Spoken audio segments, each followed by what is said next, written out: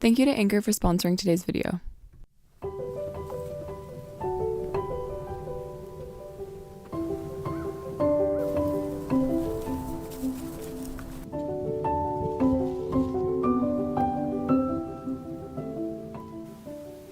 This last week was simultaneously one of the most confusing and magical weeks on the road so far. The day before a storm hit New Mexico, I found out that my heater had stopped working yet again, and so my plans to go up into the mountains were temporarily thwarted as I scrambled to find somewhere to ride out the storm.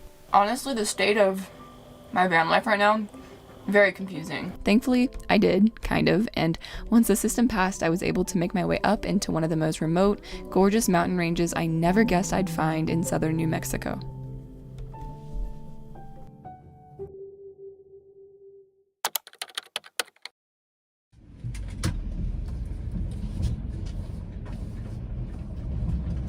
Hi, we're back in the van. I'm excited to be home. I'm basically spending this week in White Sands National Park, and then I'm gonna go up into the mountains. There's this national forest a little bit east of White Sands. It looks like it's mountainy. It looks like there's like greenery, forested trees, that kind of stuff. And that's about it.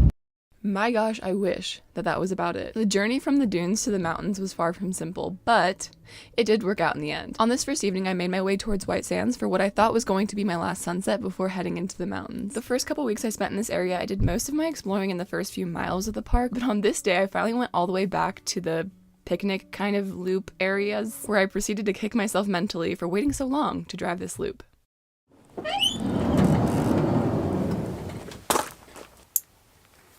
Ready?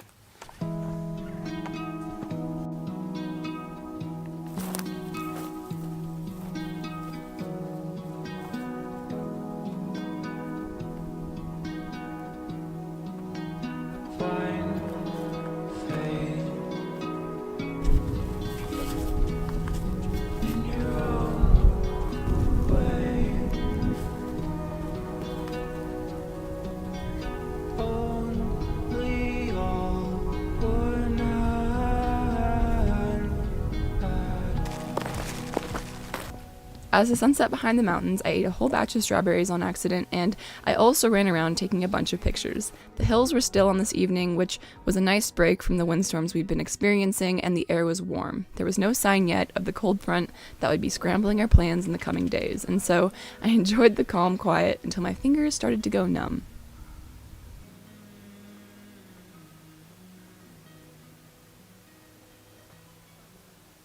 Before we get any farther, I'd like to thank Anchor for sponsoring today's video. Whether you're thinking about living on the road full-time or traveling here and there on the weekends, one of the biggest and quite frankly most expensive decisions you're going to make is how you're going to have electricity. Now, for a full-time rig, the headache of a DIY electrical system is more or less worth it, but for shorter-term trips or for anyone thinking about living out of a car or a van with a minimal build, you're probably more likely to end up with something like these Anchor portable power stations that are delivered to you, already ready to use, no assembling necessary.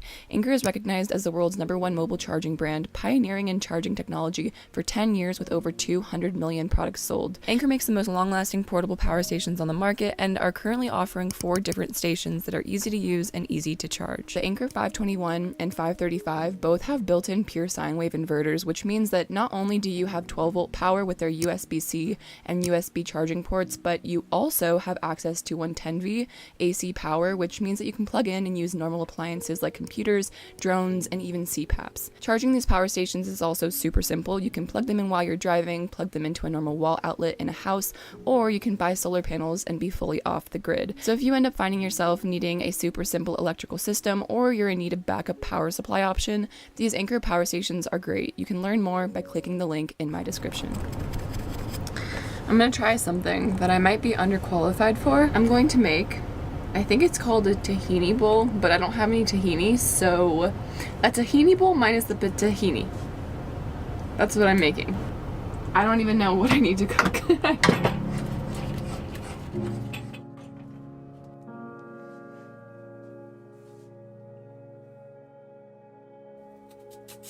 This dinner was inspired by a dinner that Nathaniel had made Christian and I the week before in Arizona. He'd made us some sort of bowl with a rainbow of vegetables, kale, avocado, tomato, lime, sweet potato, chickpeas. I can't even remember half of what he put in his, but it was actually the best thing that I'd ever eaten. That night, I did ask if he followed a recipe, and he replied something along the lines of, no, not really. So this evening, a week later, was my attempt at mashing together a few recipes that I found off of Pinterest to start learning the basics of cooking these Buddha tahini bowl things.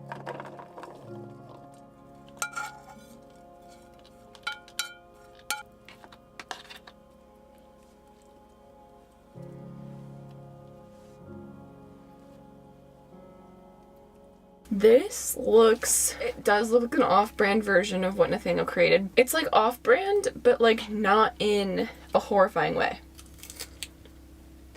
Hold on, I gotta take another bite. I'm gonna cry.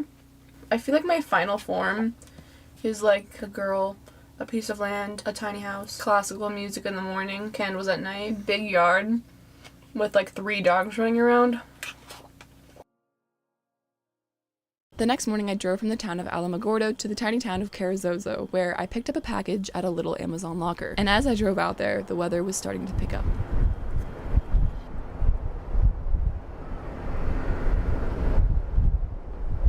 I don't say this often, but it is ugly outside. It is windy, it is stormy, I'm in the little town of Carrizozo. I made myself some tacos because I'm feeling very almost out of body. This happens sometimes when I'm in a place that just feels so like very, very unfamiliar. Like it's just a very small town. I'm here because I had a couple packages delivered, and for some reason I chose this place to get stuff shipped to.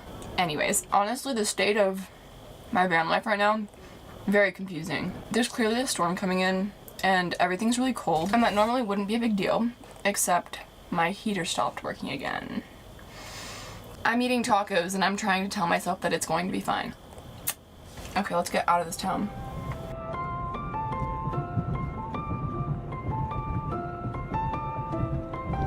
Whoa, what just happened? I'm in a tunnel. I drove until the sunset again and ended up pulling into a Walmart parking lot for the night. I took advantage of it by getting groceries, buying propane, filling up my water for the week.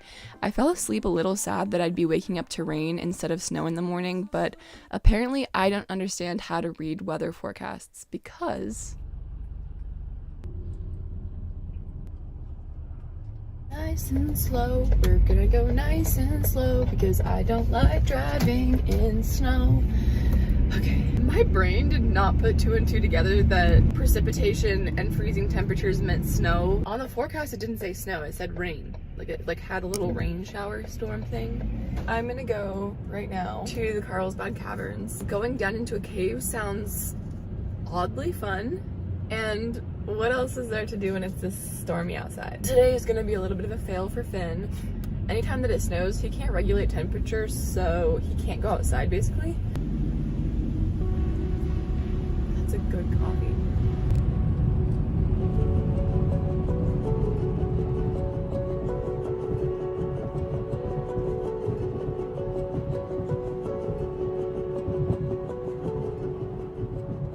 So I lied. It's 7 degrees, too cold to leave Finn in the car. I'm gonna come back tomorrow morning. Dude, I'm telling you, the road kicked my butt this week, and it wasn't anybody's fault but my own. And I'm actually now, like a week later, able to look back and see that it all happened for a reason. But at the time, I definitely felt like a failure of a traveler. So basically, the day that I decided that it was too cold to leave Finn, I drove to a little free campground near the national park to post up for the weekend. I was there for 3 nights, enjoying my time off, and so it wasn't until my 4th or 5th day in the area that I tried again to go into the national park. And on that day, I found out that you have to have a reservation to go into the caves. Now, did I know this before I drove out there?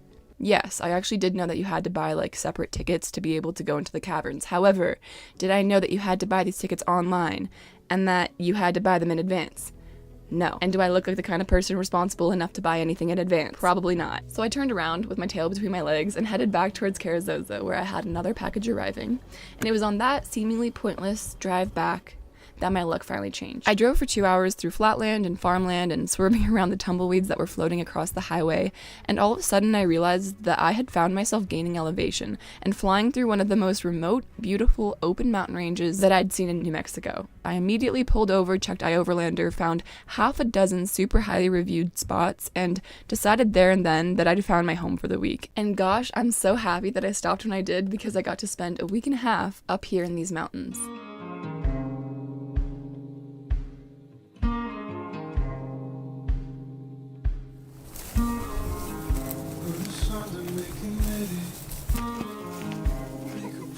She's a toddler, and you keep the credit. You're a thief, but it's okay. Glorifying next to kin. Let them know the house got dimmed again. Open up the window, let us in, you'll be okay. I don't wanna see set the table. There's a lot of cow poop out here. It's so funny how many times I have the realization that I need to be out by myself in a wide open space. I need to be able to get out of my van without thinking that people are watching me. It really is kind of hard to find. It really is, especially if you don't know a place very well. And I am in new territory. Hello, New Mexico. I don't know how to do you. I decided last night that I'm gonna stay here for the next week. And I'm going to pretend that the van is in a massive tiny house and that these mountains are what I get to wake up to every morning for the rest of my life. That is basically what I did for the next 8 days, and slowing down this week made the time pass by in what felt like slow motion. I edited during the days, played fetch with Finn in the evenings, made myself some bare-bone meals because I'd skipped the grocery store on my way up the mountain, and each night I made fires and watched the moon grow fuller and fuller until, on my last day in the area, the full moon loomed over us. I'm not sure what it was about this spot, but I felt so safe and comfortable, which led to a lot of time being spent outside at night, watching Interstellar with my new projector, just sitting and staring at the sky. I never thought I'd add New Mexico to the list of potential future home bases, but after my week here, it's definitely in the running, and that is all I'm going to say about that.